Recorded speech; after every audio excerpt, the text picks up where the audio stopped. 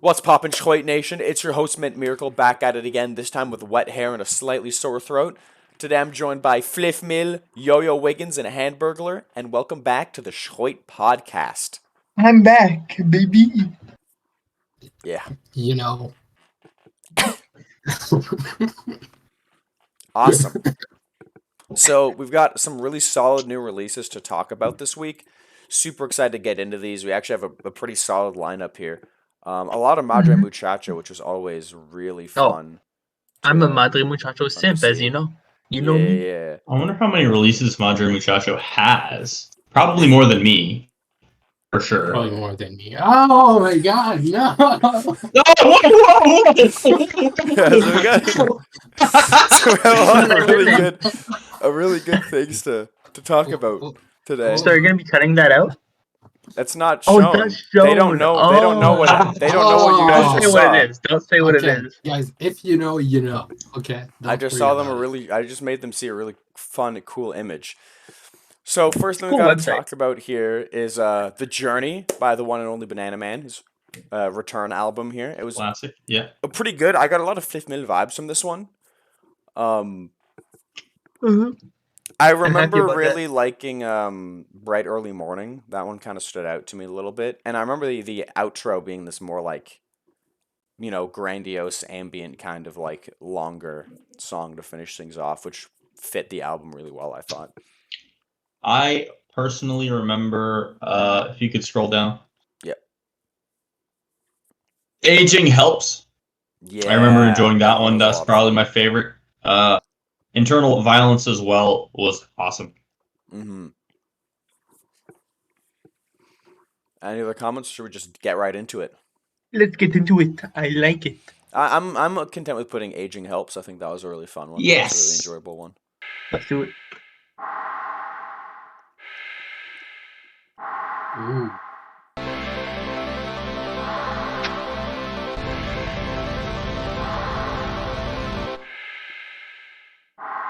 Powerful. The way they got that drum sound kind of sounding like an old man breathing on his deathbed, Yeah. Pretty It's thematic pretty with high the quality. album. Got that fun lead going in. You love to see it. You love to see it. I thought it was a love really to solid see it. album. I Good don't album think, art too. I love that yeah, album the art. album art is great. I don't think it's my number one album of the week, but it's definitely a really solid release. Then Madre Muchacho released this single, "Running from the Ocean." I It's remember good. really liking I'm this one. running. What do you know about rolling down in the deep? That's what I'm saying.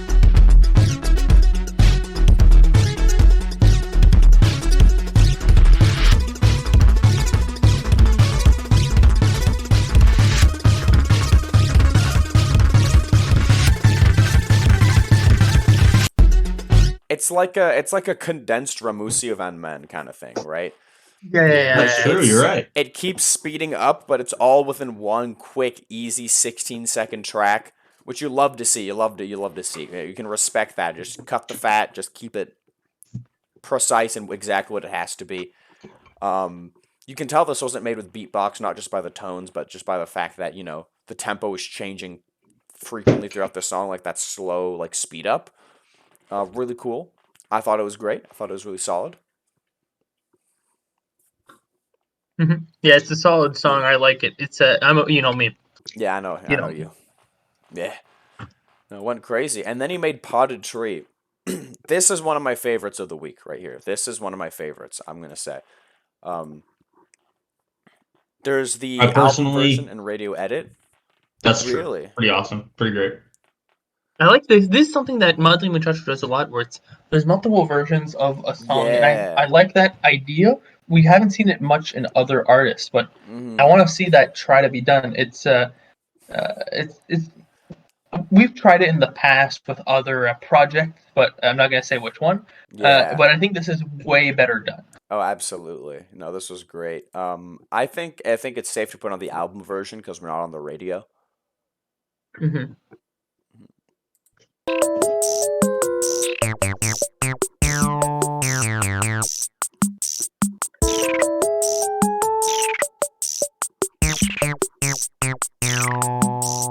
Like that just it's so Schroit, you know what I mean? Like I it love the perfectly panning. it takes that spirit of Schroit. The panning is done very tastefully. Like it just has that essence, that raw essence, even if it's not beatbox and the tone is slightly different, or the Mhm. timbre is slightly different. It like it has that spirit. Yo Wiggins, you Mhm. took off your headset like you've been just taking off your headset like there's no tomorrow. Yeah, I'm having issues with. There's like a volume scroll wheel on the back of it, and it's. Me. Yeah. How about you just go? Yeah. Oh, I know what you mean. I know I what you know what mean you Yeah, there. mean. he can't I say know what you anything mean. inappropriate because we're on stream. So the next album is New Ways to Travel, or This is EP, a sorry. really great album. This one was really good. I mean, it's. Oh! What? You didn't do that, dude. Nobody asked. The thing is, I've Cool. never looked away yet. I just keep on Yeah. staring. I just look at it. And I'm desensitized. You know. Yeah, so Madre Muchacho's New Ways to Travel. I thought this was a great EP. This right here is probably my release of the week right here. It says album. It says album, but it's 4 tracks, so It says album. I know, but usually in the Schroit world we consider 4 or less an EP and 5 more album. I know what it's written. Okay, silly Billy. Regardless, this is probably my release of the week right here. My favorite track was definitely the title track, New Ways to Travel. I thought it was fantastic. The album art as well. I mean, just look at that. That's Yeah, such a good they're cow both on a great. skateboard. All the songs fantastic. Mm-hmm. I also would say that New Ways to Travel, top notch song. Inventing a Flying Machine as well. I remember that one Mm-hmm. being actually all the songs. Yeah, the whole thing was Just the it's whole it's thing a was Madre good. Muchacho classic. Yeah, like You this know, is just it's all Mhm. songs are great. So what? I see this How can easily you going up compete? there with like the best of Madre Muchacho right here. I think this is one of his Oh, yeah. best for sure. Mm-hmm. Any other general What do we? comments? What do you? Give him What? a listen. You got any other comments? Or? Not Alright. for me. I think this is a great album. All right, Yeah, I would clearly like it. New Ways to Travel.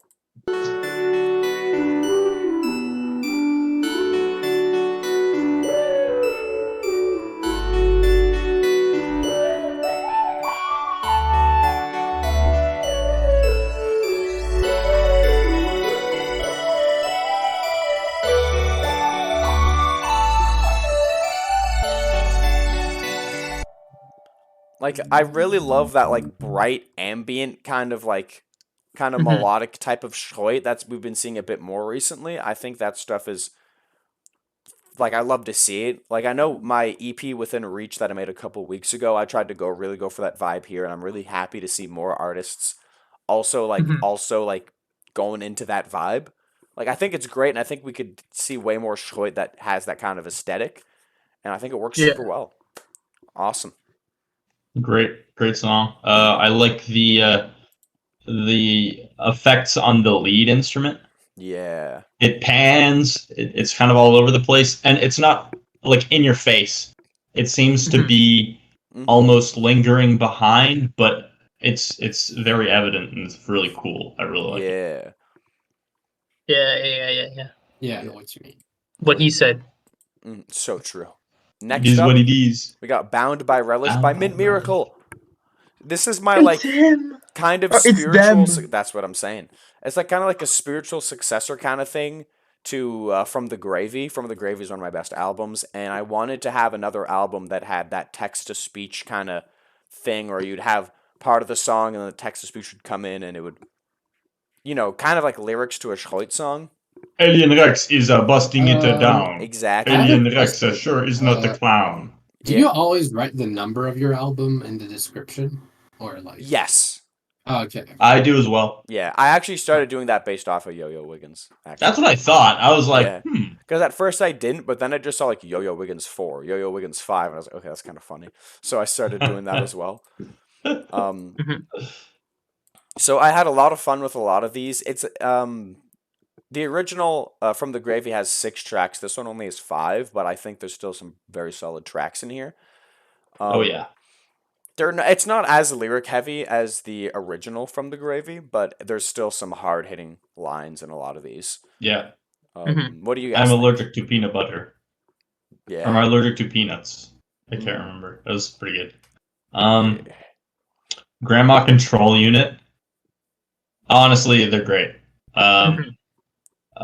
Sharks Where They Shouldn't Be. That's a fantastic name as well. Mhm.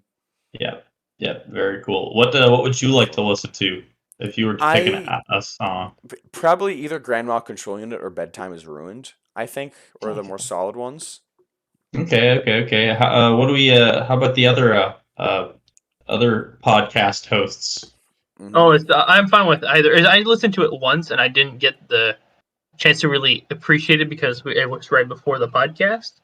But I remember I enjoyed the album very much, so I'd be down for either song. Yeah, we just put on the first track, Grand Mal Control Unit. Grandma Control So- Unit. Yeah. Yeah.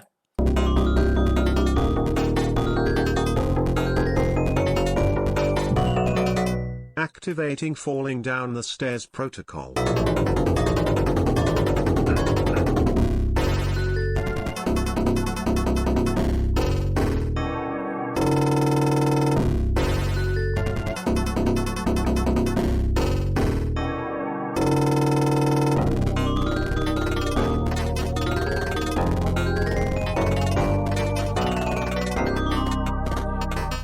I wanted to go for like a bit of an old school vibe as well with this album. Like Oh, you yeah, might tell you some got of the Age of Innovation influences that I put in this one. Mhm. Like if I think there's what's the name of the song? Hold on, give me one moment here. I think it's called the Never Stop Screaming. Yeah, Never Stop Screaming. I got some Can like we listen to it? Yeah, let's I'll listen. put a little bit. I've got a little bit of vibes from this one. You'll see when it kicks in. Yeah, the falling down the stairs part. With one of those.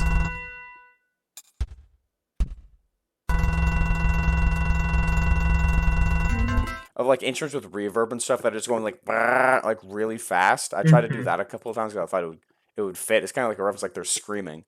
Grandma's Yeah. screaming. Grandma screaming, falling down the stairs. Yeah, so that was kind of like my mentality behind this. I'm pretty happy with the end result. I think it's a pretty solid album. I don't think it's one of my best, but I'm still pretty happy with it. Yeah. Pardon Yeah, me. I did also like Flith Mill. I listened to it one time. I would have to Mhm. listen to it again to get the Yeah. full experience, of course, because I mean, this one's kind of you got the It's lyrics. a longer album too. Yeah, That's true. It's not like it's like I mean- 2.5 minutes. 2.5. It's Compared still, to a lot of my albums, like mine are a minute and a half. especially like the other. Well, how long was Banana Man's album? Let me This check week. here. I have a pretty long album. 224 is only 1 second longer than 224. Down by Relish. Yeah. Okay. Mhm. Nice. Cool. You do have a long album. Oh yes, Very Prayer good. of Bliss. Yeah, Prayer of Bliss. Honestly, Prayer of Bliss was a great album. I have Thanks. not listened to it. To me, this is probably my runner-up. Okay. I really liked the title track the most, but like honestly, I feel like we're not recognizing just how good the current age of Flith Mill is right now, and I feel like people aren't talking about it Blushing. enough. I think I'm current blushing. Flith Mill has been releasing bangers like consistently, and that people aren't acknowledging this as much as they should. That's my hot take. I'll say it. Okay. Yeah, I think this is a great album. Stop it! I'm gonna blush. You can continue to heat up until you burn. Yeah, no, I think Prayer of Bliss was definitely the one that stood out to me the most. I did only listen to the album once because I was taking a shower, and then I got here at 7:55, and we usually start recording at around 8. So I just listened to it when I joined the call. For me, I pretty much but- listened to every song once while making them, and then I listened to the album a second time when it released. So I listened to every song like Yeah. twice. All right, let's go. Prayer of Bliss.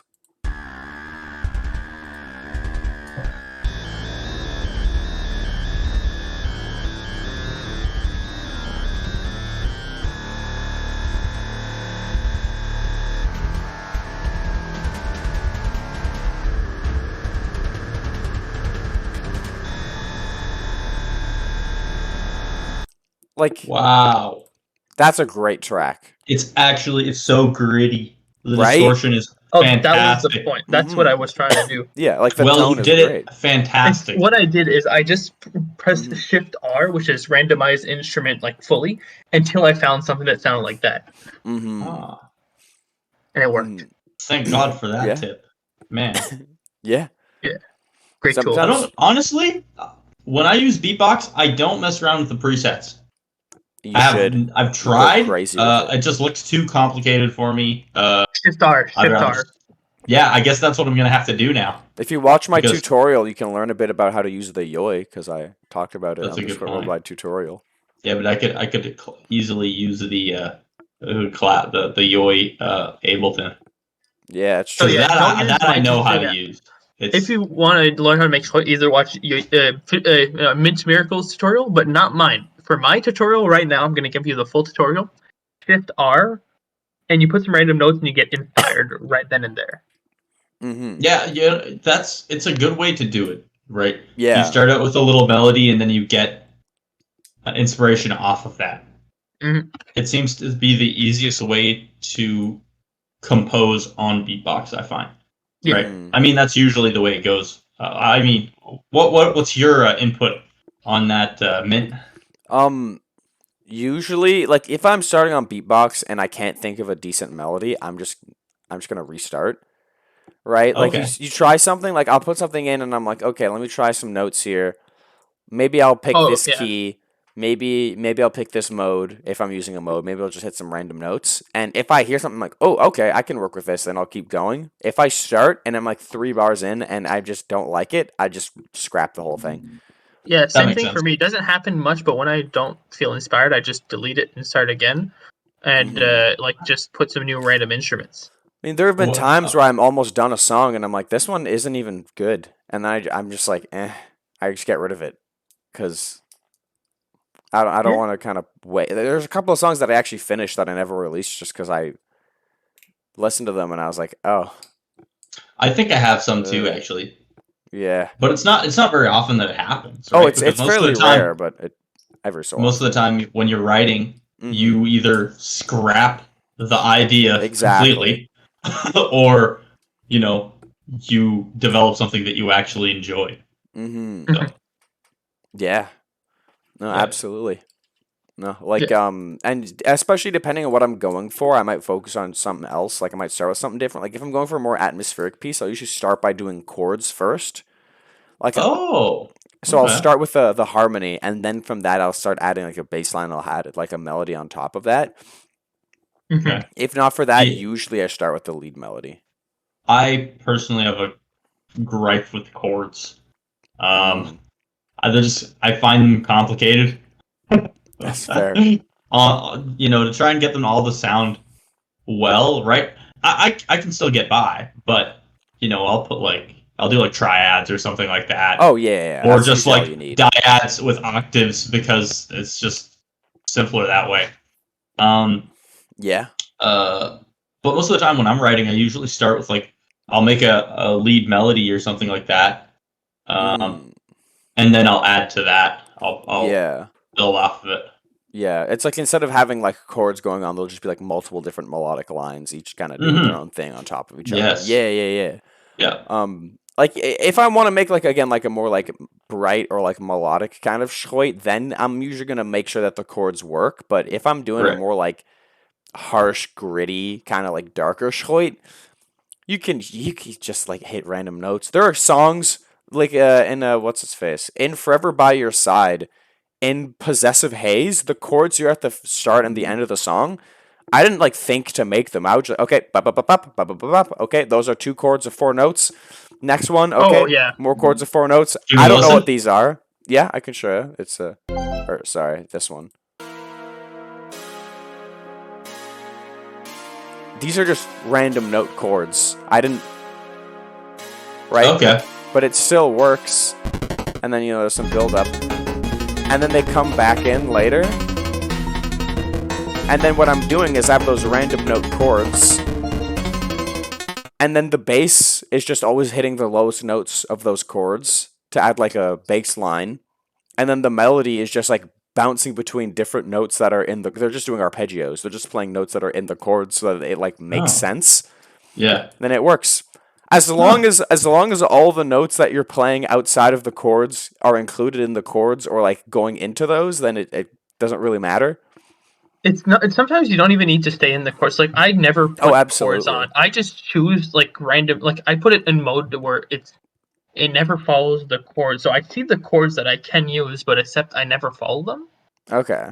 And it just gives me like a lot of the times like that song, the song that you guys listen to, that one I just put some random notes in the chord for the start, and then I was just like, okay, I'm just gonna.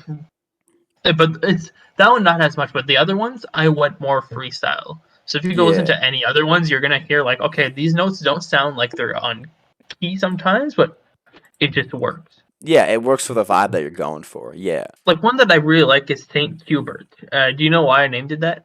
Cuthbert, He's the like he had some ducks, Saint Cuthbert. Okay. and if you listen to it, you probably will get why the ducks are important. Sure.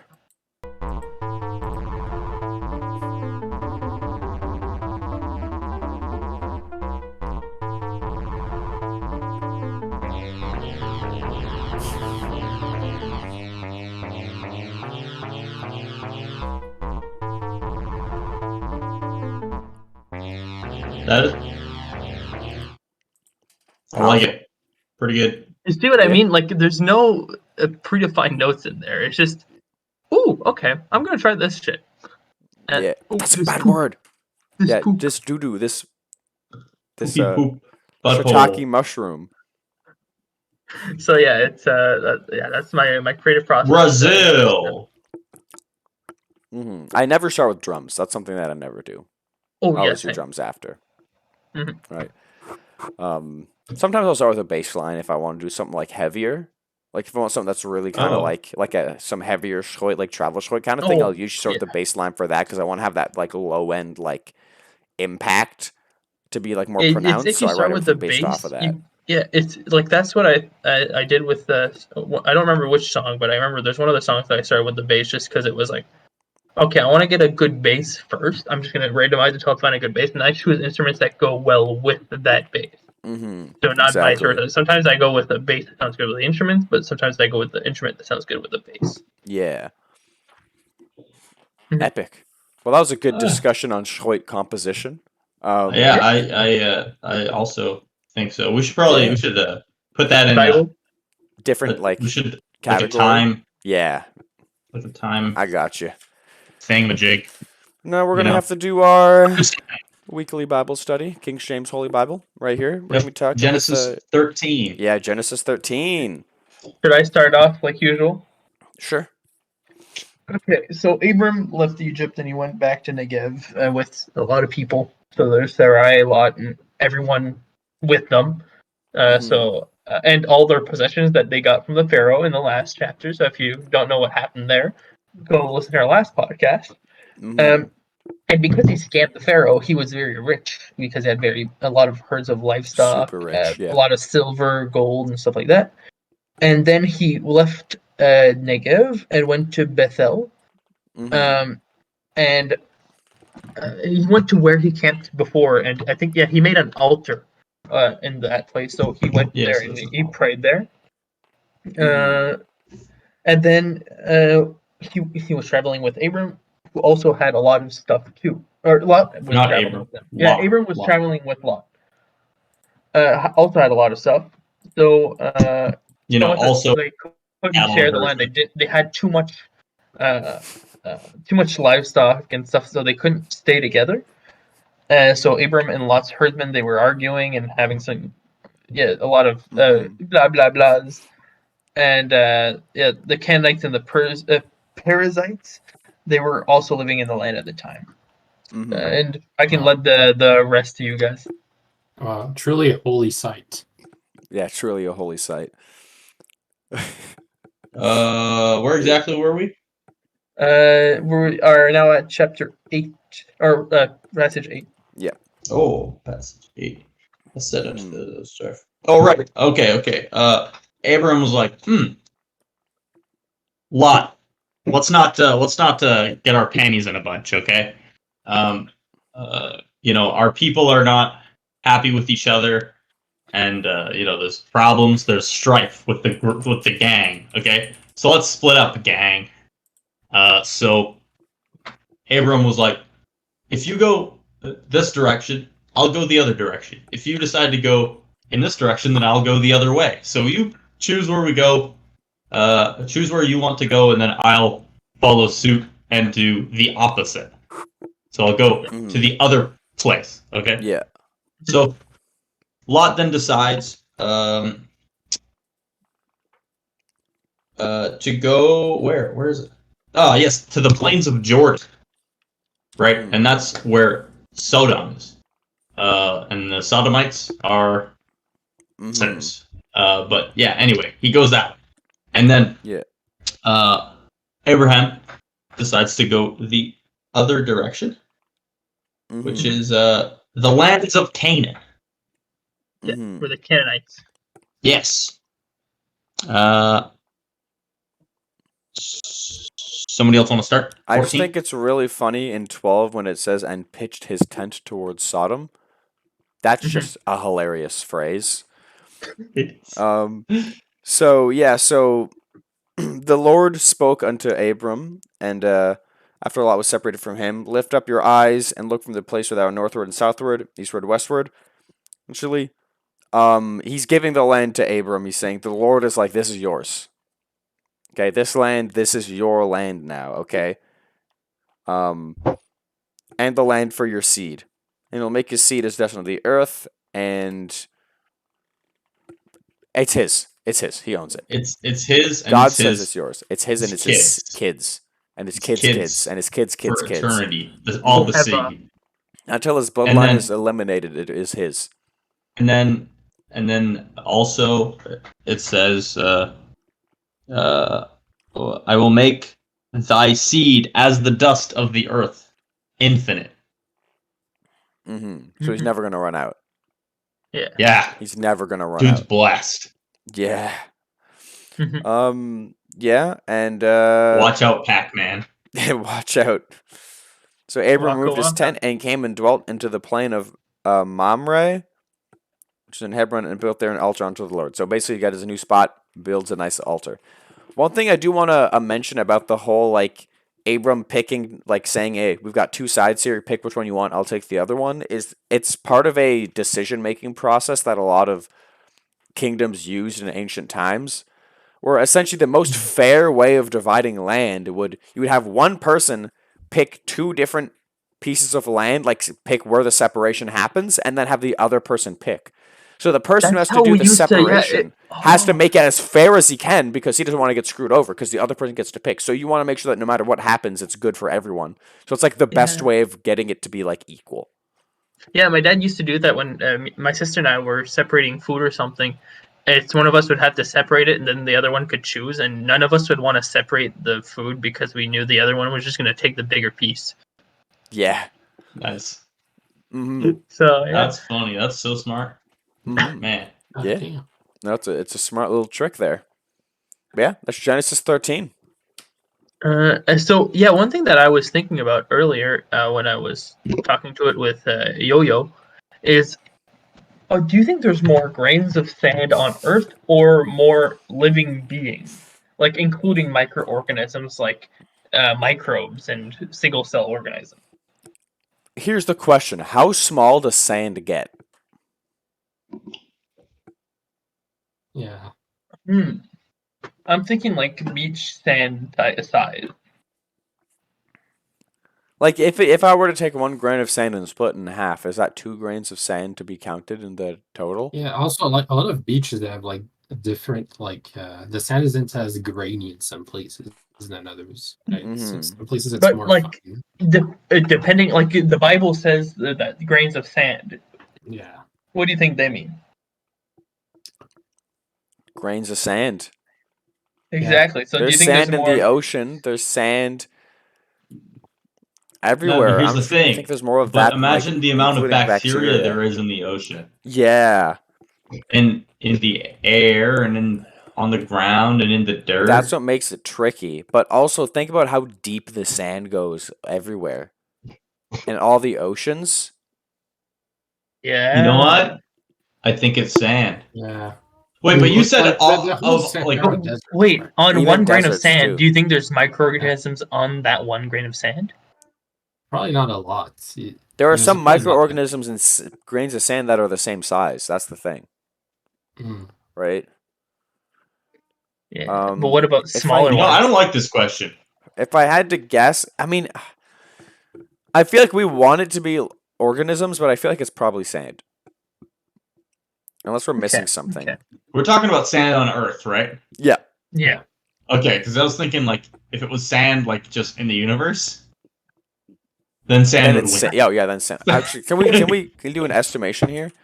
How many living organisms are there on Earth?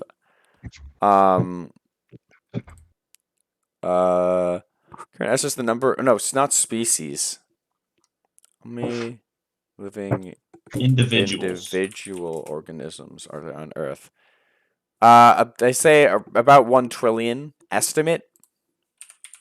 Grains of sand. Yeah. Oh, way more. Holy cannoli. Okay. There's But 1 trillion, I feel like there's more bacteria than 1 trillion. Yeah, I feel like that should be higher.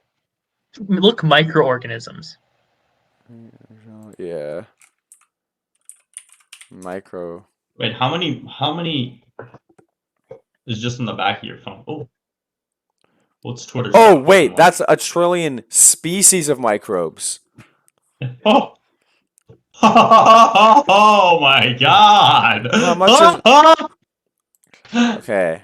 How many Oh shit. How Or poop. big is a sextillion? So 1,000 million. That's like a very Can abstract. you give me like a 10 to the power of? Yeah, can I do how many trillions in a sextillion? Because I do not want to do math right now.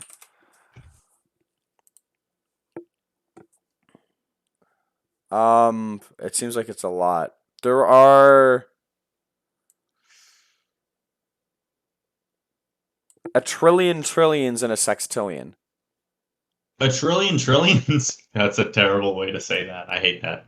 There's 1 trillion trillions in a sextillion? Yeah. 1,000 million? Yeah. Or 1,000 million. Oh, sorry, I said, I meant, sorry. Well, yeah. I feel like the podcast No. should be done. It probably should be. I'm just awful at doing math here. So, I've done sorry. enough math during my studies. I don't want to do any more. So, 6 zeros after is 1 million. Yes. 9 is a billion. Billion.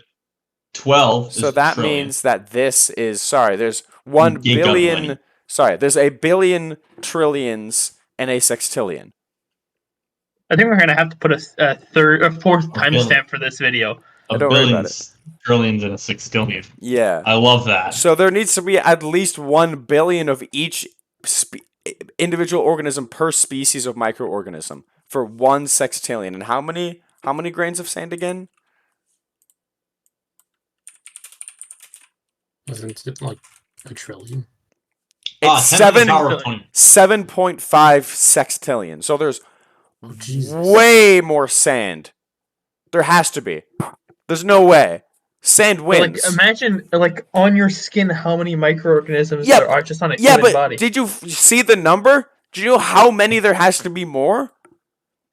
There's 1 trillion species, and there would have to be to equal 1 sextillion. There would have to be 1 billion individuals per species. 1 billion individuals per species times 7.5. So that'd be 7.5 billion individuals per species. Whoa. Insects number over 10 quintillions. On There's no Earth way at that any- there's actually. What? That changes everything. Are there more? Huh? How many bugs are there total? Okay. Here's the thing: is a sextillion is bigger than a quintillion. Yeah. Yeah. So I think we still got a ways to go. No, Right. but there's 10 quintillion. Quintillion. Yeah, 10 quintillion It says here that that's insects. 10 billion. How? Okay. But that's the number of living insects. Right? Which maybe that means that the Wait, amount but of This is bigger. But if I remember correctly, Flithmil, when he originally asked the question to me, it was over the entire period of Earth. Okay. Oh yeah. Also, yeah. Of That's life. of Okay. life. Has there been more living creatures than there is sand? That was So the all the original question. bugs that have died, all the animals that have died.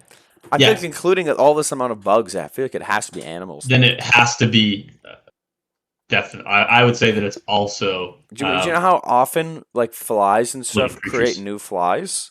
Like, exactly, and then they die, and then it just. I mean, there's 10 quintillion insects right now, yeah. and then they all just, in like a half hour, die and come back. Mm-hmm. Yeah, they only had to live for a half hour. That's all the insects in the world. That's all they got to do. Yeah. So I think that, of course, if we're looking at the original question, that's the answer would be living creatures. Yeah. Mhm. But if we're talking about right now, Then it's a bit more ambiguous. Then yes. we're in shaky waters. It's a shockingly close contest. Mhm. All right. like Well, this I think that's good for the podcast. That wraps it up. Yeah. Yeah. Subscribe. So make if you have us any rich. comments, if you have